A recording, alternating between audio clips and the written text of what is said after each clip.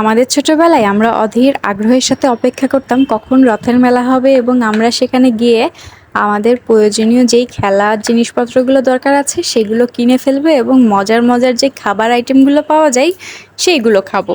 তো বয়সের সাথে সাথে ইচ্ছা অনিচ্ছার অনেক পরিবর্তন হয়, এখন আর সেভাবে রথের মেলায় যাওয়া হয় না। ছোটবেলার সেই খেলনা কেনার আগ্রহটাও আর এখন কাজ করে না। তবে গতকাল আমার মা যাচ্ছিল কিছু জিনিসপত্র কেনার উদ্দেশ্যে, তো ভাবলাম ঠিক আছে আমিও একটু যাই, ঘুরে আসি, অতীতের স্মৃতিটাকে নতুন করে একটু ঝালাই করে আসি। তো রথের মেলায় গিয়ে আমার সবথেকে যেটা বেশি ভালো লাগে সেটা হচ্ছে গরম গরম জিলিপি খাওয়া। যদিও আমি জিলিপি খেতে খুব একটা পছন্দ করি না, কিন্তু এই যে গরম গরম ভেজে তোলার পরে যে মুচমুচা একটা ভাব থাকে জিলাপি, সেটা খেতে আমার বেশ ভালো লাগে।